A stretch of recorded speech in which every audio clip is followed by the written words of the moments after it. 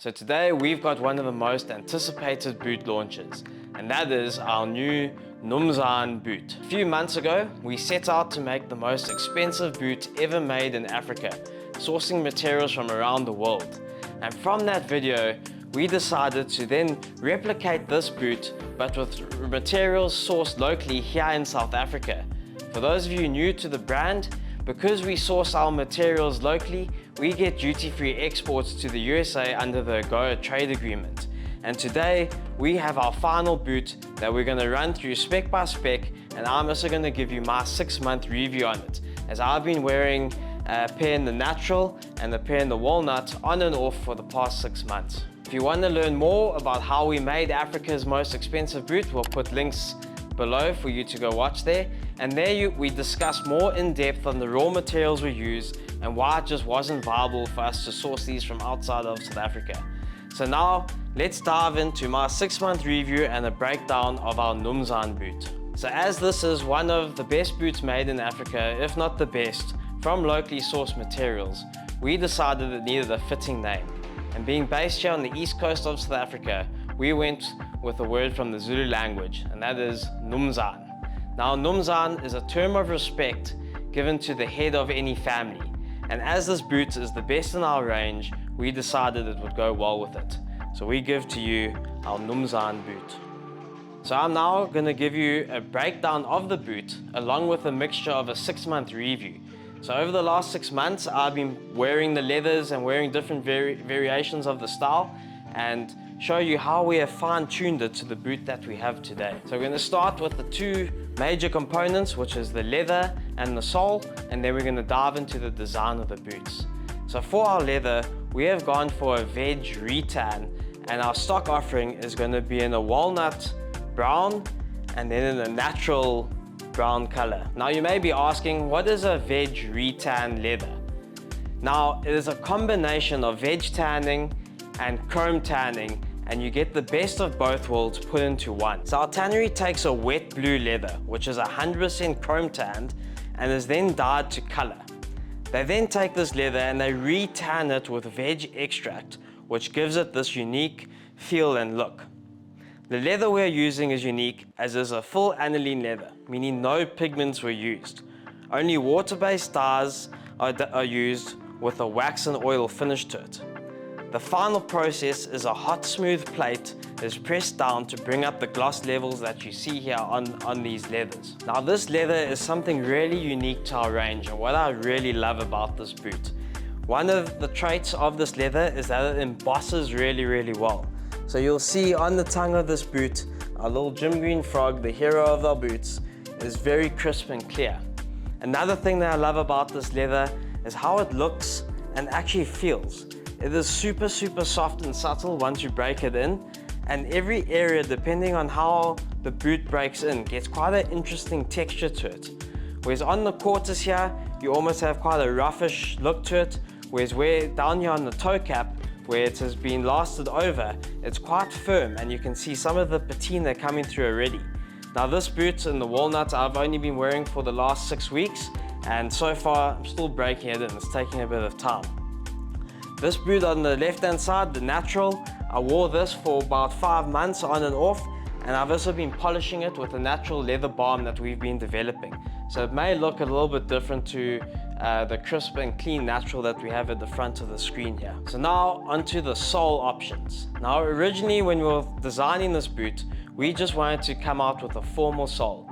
But when I was testing this boot, what happened is I put a lug option onto the boot I was originally wearing. Posted the picture up onto our Instagram, and everyone went crazy for this combination. So it was a no-brainer for us to run this on a sole that some of you might be familiar with, and that is our lug option. Now one thing I did notice when wearing this boot with our lug option is that it was really hard and firm underfoot. For a good 2 months it was, I wouldn't say uncomfortable, but there was definitely something that needed to be changed to make this combine with the full leather midsole that we've run with. So what we've actually done is we've taken our lug sole and we've reduced the shore hardness by about 15%. So that it just makes that break-in that much easier and actually makes the boot damn comfortable. So That is the one change that we have done regarding our lug sole for this option. And on the few wear tests that we've had the sole and upper combination, we're getting some really good feedback on. And those that are new to Gym Green, the boots being a stitched down construction, they can be resoled.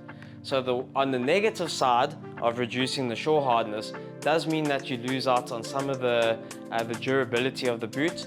But I think for those that are familiar with this lug sole, I'm sure you're going to welcome that added bit of cushion on every step. So now onto our second sole option for this Numzaan boot, and that is a new sole that we are going to be calling our frog grip sole.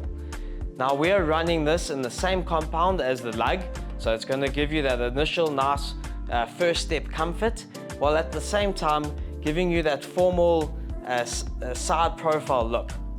Now we wanted to go with something that was very unique and formal, and this is what we have ended up with. And once again, the guys that have been testing the sole out are really loving it. Now, back to some of the design problems that we had.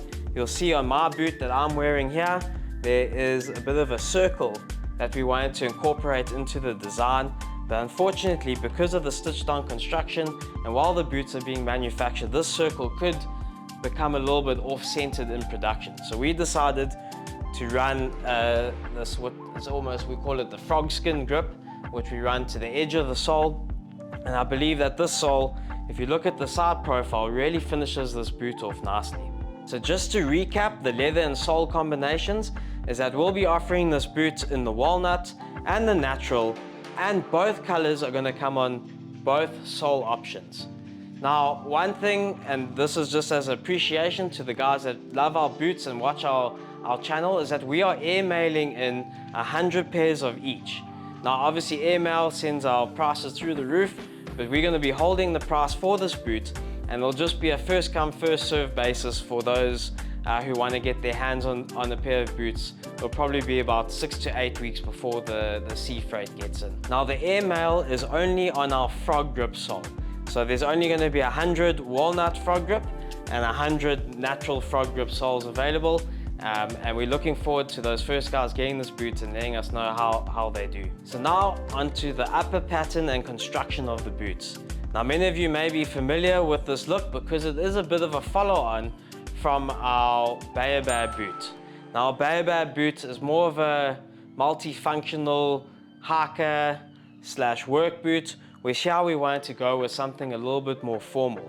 So you can see here from one of the original designs, it had a pull tab at the back, which we decided to do away with, just to give it a slightly more sleeker look. One thing that I do love about this boot is how the facing ties in with the heel counter here. These lines almost are like puzzle pieces that are meant to come together, which is why I think this boot really stands out to a lot of you. Another change that we decided to do is that we've added a toe cap.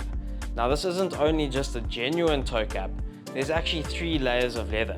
So you've got 2 layers of the veg retan, which is 2 to 2.2 millimeters thick, and then you've got our 1.2 millimeter, our traditional yellow lining that will also run through the boot. And now it doesn't end there, we still have our toe stiffener in here as well. So when you get your pair of boots, it almost feels like there's a bit of a steel toe cap here. Now, I really love this because it just gives you that little bit of extra confidence if you're using this as a work boot. To finish off the upper design is that we considered going all eyelets, but just to keep it that slight little work feel to it, we decided to go with the speed hooks. Now, some of you who are used to heritage boots, you would have thought maybe you would have gone for the more traditional styling. But what we decided to do here is combine our 2 best-selling boots, just like we did with the Baobab. So here you might see the facing, which we've taken from our newcomer to the range, the African Ranger. And one of the biggest benefits of this boot is that there's a single piece vamp that runs right the way around this boot. So this means that there are no weak points where this boot can actually fail on the side here. Now, this facing, although it might look a little bit odd and different to what's in the market, if you have a look here, the facing then combines with a gusseted tongue to make sure that no debris is going to get in here and that you get a really good secure a lace up when you're doing this boot up. So one thing I love about is that it is really unique and different to what's on the market. But not only that, but this boot is extremely practical. We didn't just do this to stand out. We actually did this with those that are working in mind, and for those that are walking, you know, long distances every day, and you're needing a good solid boot. So not only do you have a single piece vamp, 3 pieces of leather around your toe, but then you've also got this really handy lacing system. Now it doesn't end there, and you're probably thinking, can this boot get any better? And it actually does. And that is, we have got a built-in quilty for you. So many other boots, they just put a thin piece of leather here around the tongue, but what we've done is we've put a piece of our veg retan on the top here. And as you can see here from where I've been breaking this boot in, that it is very handy, and this just helps with the longevity of the boots. So now onto the midsole, which brings this whole boot together. So here we have a leather lasting board of 4 to 4.5 millimeters thick, which is where that first layer of leather is tucked in under.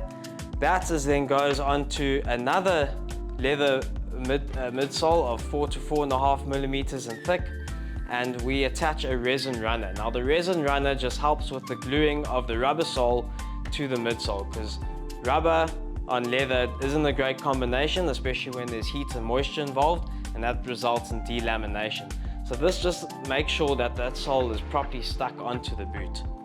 Now, all these combine to give you the best boot that we can potentially make, and that is our Numzaan boot. So just to finish up, I'm super proud of what we have put together here. This has been a seriously long process. We were hoping to have this boot ready by Christmas, obviously not, but I think that little delay and just fine-tuning some of the designs is definitely going to be well worth it.